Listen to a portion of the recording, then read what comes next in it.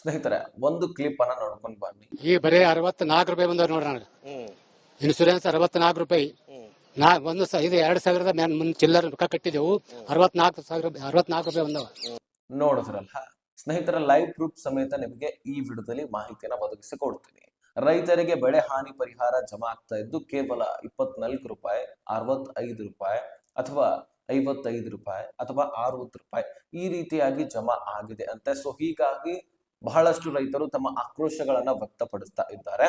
ಜೊತೆಗೆ ಇನ್ಸೂರೆನ್ಸ್ ಕಂಪನಿಗಳು ಕೂಡ ರೈತರ ಖಾತೆಗಳಿಗೆ ಈ ಬೆಳೆ ಹಾನಿ ವಿಮೆಯನ್ನ ಜಮಾ ಮಾಡ್ತಾ ಇಲ್ಲ.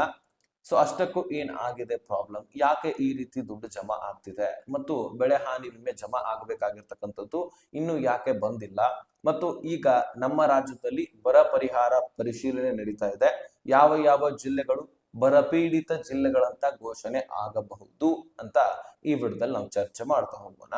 ಸಾಧ್ಯವಾದ್ರೆ ನೀವು ಈ ವಿಡಿಯೋನ ಕೊನೆವರೆಗೂ ವಾಚ್ ಮಾಡಿ, ಬಹಳ ಇಂಪಾರ್ಟೆಂಟ್ ಜೊತೆಗೆ ಇಂಟ್ರೆಸ್ಟಿಂಗ್ ಆದಂತಹ ಮಾಹಿತಿ.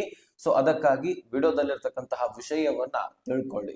ಸ್ನೇಹಿತರೆ, ಬಹಳಷ್ಟು ರೈತರು ಈಗ ಬರ ಪರಿಹಾರ ಸಿಗಬೇಕು, ಜೊತೆಗೆ ಸಾಲ ಮನ್ನಾ ಕೂಡ ಆಗಬೇಕಂತ ಡಿ.ಕೆ. ಶಿವಕುಮಾರ್ ಅವರ ಜೊತೆಗೆ ಮಾತನಾಡಿ ರೈತ ಒಂದು ಮುಖಂಡರಿರ್ತಾರೆ, ಅವರೆಲ್ಲರೂ ಕೂಡ ಈಗ ಮಾತನಾಡಿದ್ದಾರೆ. ಅದರಲ್ಲಿ ಈಗ ಕಾವೇರಿ ವಿವಾದ ಬಹಳ ಒಂದು ಇಡೀ ಕರ್ನಾಟಕವನ್ನೇ ಬಂದ್ ಮಾಡಿದ್ರು. ಸೊ ಸಾಕಷ್ಟು ಇದ್ರ ಬಗ್ಗೆ ಚರ್ಚೆ ಆಗ್ತಾ ಇತ್ತು. ಇದಕ್ಕಾಗಿ ಈಗ ಇದರ ಬಗ್ಗೆ ಅಂದ್ರೆ ಬರ ಪರಿಶೀಲನೆ ಆಗ್ತಾ ಇದೆ. ಪ್ರತಿಯೊಂದು ಜಿಲ್ಲೆಗಳಿಗೂ ಒಬ್ಬೊಬ್ಬ ಸಚಿವರನ್ನ ನೇಮಕ ಮಾಡಿದ್ದಾರೆ. ಆಯಾ ಸಚಿವರು ಆ ಜಿಲ್ಲೆಗೆ ಭೇಟಿ ಕೊಡಬೇಕು, ಬರ ಪರಿಶೀಲನೆ ಮಾಡಬೇಕು, ಆ ಇನ್ಫಾರ್ಮೇಶನ್ ಅನ್ನ ಸರ್ಕಾರಕ್ಕೆ ಒಪ್ಪಿಸಬೇಕು. ಅದಾದ ಬಳಿಕ ಬರ ಪೀಡಿತ ಜಿಲ್ಲೆಗಳಂತ ಘೋಷಣೆ ಆಗ್ತವೆ. ಆದ್ರೆ ಬರ ಪೀಡಿತ ಜಿಲ್ಲೆಗಳಂತ ಘೋಷಣೆ ಇನ್ನೂ ಕೂಡ ಆಗಿಲ್ಲ. ಯಾವ್ಯಾವ ಜಿಲ್ಲೆಗಳು ಬರಪೀಡಿತ ಜಿಲ್ಲೆಗಳಂತ ಘೋಷಣೆ ಆಗಬಹುದಾದಂತಹ ಸಾಧ್ಯತೆ ಇದೆ ಅಂತ ಈ ವಿಡಿಯೋದಲ್ಲಿ ನಾನು ತಿಳಿಸ್ತೇನೆ ನಿಮಗೆ. ಸ್ನೇಹಿತರೆ, ಮುಖ್ಯವಾಗಿ ಈ 64 ರೂಪಾಯಿ, 50 ರೂಪಾಯಿ, 25 ರೂಪಾಯಿ ಈ ರೀತಿಯಾಗಿ ಜಮಾ ಆಗ್ತಾ ಇದೆ ಅಲ್ಲ. ಸೊ ಇದರಿಂದ ರೈತ ಬಹಳಷ್ಟು ಸಂಕಷ್ಟಕ್ಕೀಡಾಗಿದ್ದಾನೆ. ರೈತರು ಏನ್ ಹೇಳ್ತಾ ಇದಾರಂದ್ರೆ, ನಾವು ಇನ್ಸೂರೆನ್ಸ್ ಮಾಡಿಸುವಾಗಲೇ ಅಥವಾ ನಾವು ಬೆಳೆ ಹಾನಿಗೆ ಅರ್ಜಿ ಸಲ್ಲಿಸುವಾಗಲೇ 2,000 ತನಕ ದುಡ್ಡನ್ನ ಕೊಟ್ಟು ನಾವು ಇನ್ಸೂರೆನ್ಸ್ ಮಾಡಿಸ್ಕೊಂಡಿದ್ವಿ. ಇನ್ಸೂರೆನ್ಸ್ ಮಾಡಿಸಿದಷ್ಟು ದುಡ್ಡು ಕೂಡ ನಮ್ಮ ಖಾತೆಗಳಿಗೆ ಬಂದಿಲ್ಲ. ಕೇವಲ 25 ರೂಪಾಯಿ, 24 ರೂಪಾಯಿ, 35 ರೂಪಾಯಿ, 60 ರೂಪಾಯಿ, 75 ರೂಪಾಯಿ ಈ ರೀತಿ ಜಮಾ ಆಗ್ತಾ ಇದೆ. ಇದು ಯಾವ ಲೆಕ್ಕ? ಸರ್ಕಾರ ಯಾವ ರೀತಿಯಾಗಿ ಜಮಾ ಮಾಡ್ತಿದೆ? ಇನ್ಸೂರೆನ್ಸ್ ಕಂಪನಿಗಳು ಏನ್ ಮಾಡ್ತಿದ್ದಾವೆ? ಈ ರೀತಿ ರೈತರು ಆಕ್ರೋಶಗಳನ್ನ ವ್ಯಕ್ತಪಡಿಸ್ತಿದ್ದಾರೆ.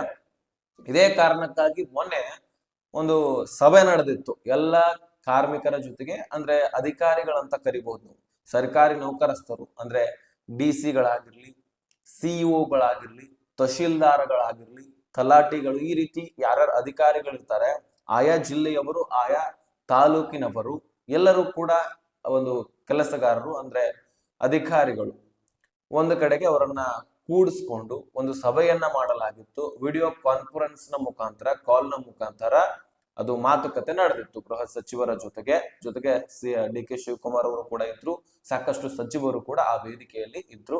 ಆ ಸಂದರ್ಭದಲ್ಲಿ ಇದರ ಬಗ್ಗೆ ಚರ್ಚೆ ಆಗಿತ್ತು.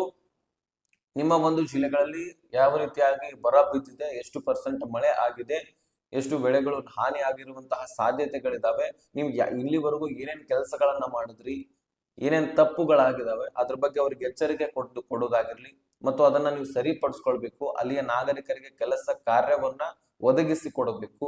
ಈ ರೀತಿ ಸಾಕಷ್ಟು ವಿಚಾರಗಳ ಕುರಿತಾಗಿ ಅಲ್ಲಿ ಚರ್ಚೆ ಆಯ್ತು. ಸೊ ಬಹಳ ಒಳ್ಳೆಯ ಸುದ್ದಿ ಅದು, ಯಾಕಂದ್ರೆ ಈ ರೀತಿ ಚರ್ಚೆ ಆಗ್ತಾ ಇರಬೇಕು. ಅಧಿಕಾರಿಗಳು ಬಹಳ ಸ್ಟ್ರಿಕ್ಟ್ಲಿ ಕೆಲಸವನ್ನ ಮಾಡ್ತಾರೆ.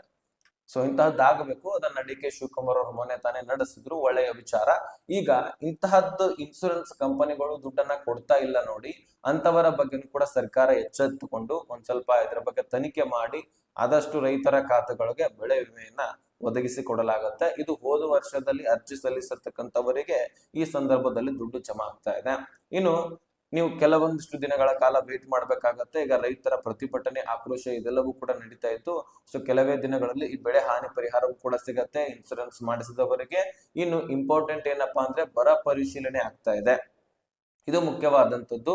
ಸೊ ಬೆಳೆ ಹಾನಿ ವಿಮೆ ಕೆಲವೊಂದಿಷ್ಟು ದಿನದಲ್ಲಿ ಜಮಾ ಆಗತ್ತೆ, ನೀವೇನ್ ತಲೆ ಕೆಡಿಸ್ಕೊಳ್ಳುವಂತ ಅವಶ್ಯಕತೆ ಇಲ್ಲ, ಡೆಫಿನೆಟ್ಲಿ ಜಮಾ ಆಗತ್ತೆ. ಈಗ ನಾವು ತಿಳ್ಕೊಳ್ಬೇಕಾಗಿರ್ತಕ್ಕಂತಹ ವಿಷಯ ಬರ ಪರಿಶೀಲನೆಯ ಬಗ್ಗೆ. ಸೊ ಬರ ಪರಿಶೀಲನೆ ಕೆಲವೊಂದಿಷ್ಟು ಜಿಲ್ಲೆಗಳಲ್ಲಿ ಈಗ ಬರ ಪರಿಶೀಲನೆ ನಡೀತಾ ಇದೆ.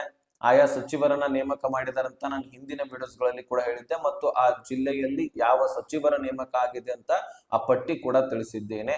ಸೊ ನೀವು ತಮ್ನಲ್ಲಿ ನೋಡಿದ್ರು ಕೂಡ ಪಟ್ಟಿ ಗೊತ್ತಾಗತ್ತೆ, ನೀವು ಹಿಂದಿನ ವಿಡಿಯೋಸ್ಗಳನ್ನ ನೋಡಿದ್ರೆ ಅದ್ರ ಬಗ್ಗೆ ಕ್ಲಾರಿಫಿಕೇಶನ್ ಸಿಗತ್ತೆ. ಈಗ ಈ ಬರ ಪರಿಶೀಲನೆ ಯಾವ ರೀತಿಯಾಗಿ ನಡೀತದೆ ಅದನ್ನ ನೀವು ತಿಳ್ಕೊಂಡ್ರೆ ಹೌದು ನಮ್ಮ ಜಿಲ್ಲೆನೂ ಕೂಡ ಬರ ಪೀಡಿತ ಜಿಲ್ಲೆಯಪ್ಪ ಅಂತ ನಿಮಗ್ ಅನಿಸ್ಬಿಡುತ್ತೆ. ಇಲ್ಲ ಅಂದ್ರೆ ಅದು ಕೂಡ ಗೊತ್ತಾಗತ್ತೆ, ಇಲ್ಲ ನಮ್ಮಲ್ಲಿ ನೀರಿದೆ ಅಂತಾನು ಕೂಡ ಗೊತ್ತಾಗುತ್ತೆ. ಯಾವ ರೀತಿಯಾಗಿ ಪರಿಶೀಲನೆ ಆಗತ್ತಂದ್ರೆ, ಈಗ ಸಚಿವರು ಬರ್ತಾರೆ, ಬರೀ ಸಚಿವರಷ್ಟೇ ಅಲ್ಲ, ಅಲ್ಲಿಯ ಸ್ಥಳೀಯ ಅಧಿಕಾರಿಗಳು, DC ಆಗಿರಲಿ ಅಥವಾ ಅಲ್ಲಿಯ ಸ್ಥಳೀಯ ತಹಶೀಲ್ದಾರರಾಗಿರ್ಲಿ, ಇನ್ನಿತರ ಅಧಿಕಾರಿಗಳು ಅಲ್ಲಿ ಭೇಟಿ ಕೊಡ್ತಾರೆ ಒಂದು ಸಚಿವರ ಜೊತೆಗೆ.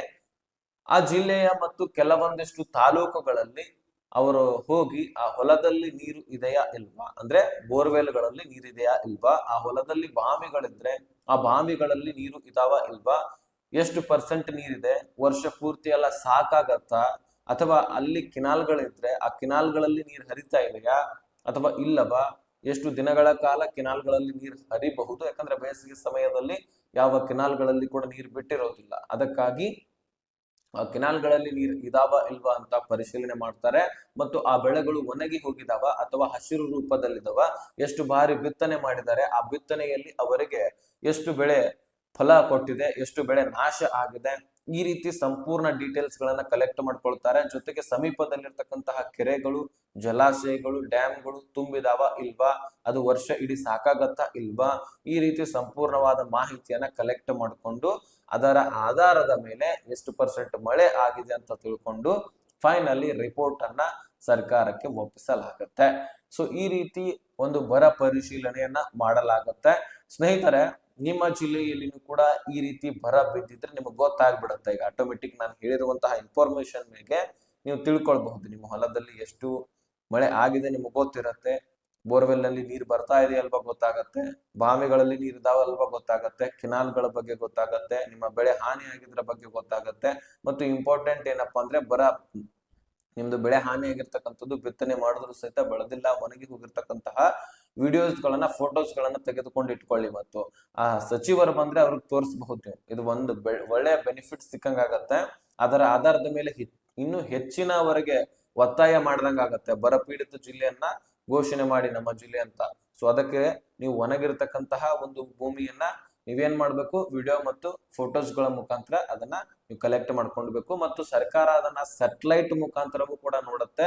ಈ ಸಂದರ್ಭದಲ್ಲಿ ಇಲ್ಲಿಯ ಬೆಳೆಗಳು ಒಣಗಿದ್ವಾ, ಇಲ್ಲಿ ಬರ ಬಿದ್ದಿತ್ತ, ಈ ರೀತಿ ಎಲ್ಲವೂ ಕೂಡ ಮಾಹಿತಿ ಕಲೆಕ್ಟ್ ಮಾಡ್ಕೊಳ್ಳಲಾಗತ್ತೆ. ತದನಂತರ ಅವುಗಳನ್ನ ಬರ ಪೀಡಿತ ಜಿಲ್ಲೆಗಳಂತ ಘೋಷಣೆ ಮಾಡಲಾಗುತ್ತೆ. ಉದಾಹರಣೆಗೆ ನಮ್ಮ ಒಂದು ಕರ್ನಾಟಕದಲ್ಲಿ ಸುಮಾರು 18ರಿಂದ 21 ಜಿಲ್ಲೆಗಳು ಬರಪೀಡಿತ ಜಿಲ್ಲೆಗಳಂತ ಸಾಧ್ಯತೆ ಇದಾವೆ. ಸೊ ಅದರಲ್ಲಿ ಮುಖ್ಯವಾಗಿ ಕೆಲವೊಂದಿಷ್ಟು ಜಿಲ್ಲೆಗಳನ್ನ ಹೇಳ್ತೀನಿ ನಾನು. ಈಗ ಬೆಳಗಾವಿ ಆಗಿರ್ಲಿ, ಕಲಬುರಗಿ ಆಗಿರ್ಲಿ, ವಿಜಯನಗರ ಆಗಿರ್ಲಿ, ಹಾಸನ, ಕೊಡಗು ಆಗಿರ್ಲಿ, ಬೀದರ ಆಗಿರ್ಲಿ, ಅದೇ ರೀತಿಯಾಗಿ ಕೊಪ್ಪಳ ಆಗಿರ್ಲಿ, ಮಂಡ್ಯ ಆಗಿರ್ಲಿ, ಈ ರೀತಿ ನಾನಾ ರೀತಿ ಜಿಲ್ಲೆಗಳು, ಇನ್ನೂ ಕೂಡ ಹೆಚ್ಚಿನ ಜಿಲ್ಲೆಗಳಿದಾವೆ. ಸೊ ಅವು ಎಲ್ಲವೂ ಕೂಡ ಬರ ಪೀಡಿತ ಜಿಲ್ಲೆಗಳಾಗಬಹುದಾದಂತಹ ಸಾಧ್ಯತೆ ಇದೆ, ಆಗಿಲ್ಲ, ಸಾಧ್ಯತೆ ಇದೆ. ಓಕೆ, ಇದು ಯಾವಾಗ ಬರ ಪರಿಶೀಲನೆ ಕಂಪ್ಲೀಟ್ ಆಗತ್ತೋ ತಕ್ಷಣವೇ ಅಪ್ಡೇಟ್ ಸಿಕ್ಕ ತಕ್ಷಣವೇ ನಿಮಗೆ ಏನ್ ಮಾಡ್ತೀನಿ, ನಾನು ವಿಡಿಯೋ ಮಾಡಿ ಒಂದು ನಿಮಗೆ ಸಂಪೂರ್ಣವಾದ ಡೀಟೇಲ್ಸ್ ಕೊಟ್ಬಿಡ್ತೀನಿ. ಹೌದು, ನಿಮ್ಮ ಜಿಲ್ಲೆ ಬರ ಪೀಡಿತ ಜಿಲ್ಲೆ ಇದೆಯಾ ಇಲ್ವಾ ಅಂತ. ಸೊ ಅದಕ್ಕಾಗಿ ನಮ್ಮ ಚಾನಲ್ ಸಬ್ಸ್ಕ್ರೈಬ್ ಮಾಡಿ, ನೋಟಿಫಿಕೇಶನ್ ಆಲ್ ಅಂತ ಸೆಟ್ ಮಾಡ್ಕೊಳ್ಳಿ. ಸೊ ನಿಮಗೆ ಸಾಲ ಮನ್ನಾ ಕೂಡ ಆಗುವಂತಹ ಸಾಧ್ಯತೆ ಇದೆ, ನಾವು ಕಾಯ್ದು ನೋಡ್ಬೇಕು. ಸೊ ನಿಮಗೆ ಇಲ್ಲ ಅಂದ್ರೆ ಒಂದು 50,000 ತನಕ ಬರ ಪರಿಹಾರನಾದ್ರೂ ಸಿಗತ್ತೆ ಅಥವಾ ಸಾಲ ಮನ್ನಾ ಆದ್ರೂ ಸಿಗತ್ತೆ. 100% ಇದು, ಯಾಕಂದ್ರೆ ರೈತರ ಒತ್ತಾಯ ಬಹಳಷ್ಟು ಇದೆ, ಸರ್ಕಾರ ಇದಕ್ಕೆ ತಲೆ ಬಾಗ್ಲೇಬೇಕಾಗಿದೆ. ಯಾಕಂದ್ರೆ ರೈತ ಬೆಳೆದಿರ್ತಕ್ಕಂತಹ ಬೆಳೆಗಳನ್ನ ನಾವಷ್ಟೇ ಎಲ್ಲ ರಾಜಕಾರಣಿಗಳು ತಿಂದು ಬದುಕ್ತಾ ಇರ್ತಾರೆ, ಅಂತದ್ರಲ್ಲಿ ರೈತರ ಕೈಯನ್ನ ಹಿಡಿಯದೆ ಮತ್ತೆ ಯಾರು ಹಿಡಿತಾರೆ. ಅದಕ್ಕಾಗಿ ಸರ್ಕಾರ ಒಂದು ಮಹತ್ವದ ಹೆಜ್ಜೆಯನ್ನ ಇಡಬೇಕಾಗಿದೆ. ಬರೀ ಗ್ಯಾರಂಟಿ ಯೋಜನೆಗಳ ಕಡೆ ಅಲ್ಲ, ರೈತರ ಕಡೆನೂ ಕೂಡ ಒಂದಿಷ್ಟು ಹೆಜ್ಜೆಗಳನ್ನ ಇಡಬೇಕು ಅಂತ ನಮ್ಮ ಮನವಿ. ಇನ್ನು ಈ ವಿಷಯ ಕಂಪ್ಲೀಟ್ ಆಗಿ ನಿಮಗೆ ತಿಳಿಸಿದ್ದೀನಿ. ಇನ್ನು ನಿಮಗೆ ಏನಾದ್ರೂ ಡೌಟ್ಸ್ ಗಳಿದ್ರೆ ಅಥವಾ ಏನೇ ಪ್ರಶ್ನೆಗಳಿದ್ರೆ ಡಿಸ್ಕ್ರಿಪ್ಷನ್ ಅಲ್ಲಿ ಇನ್ಸ್ಟಾಗ್ರಾಮ್ ಲಿಂಕ್ ಕೊಟ್ಟಿರ್ತೀನಿ, ಅಲ್ಲಿಂದ ಮೆಸೇಜ್ ಮಾಡಿ. ಈ ಇನ್ಫಾರ್ಮೇಶನ್ ಎಲ್ಲ ರೈತರಿಗೆ ಶೇರ್ ಮಾಡಿ, ಅವ್ರಿಗೂ ಕೂಡ ಕ್ಲಾರಿಫಿಕೇಶನ್ ಸಿಗಲಿ.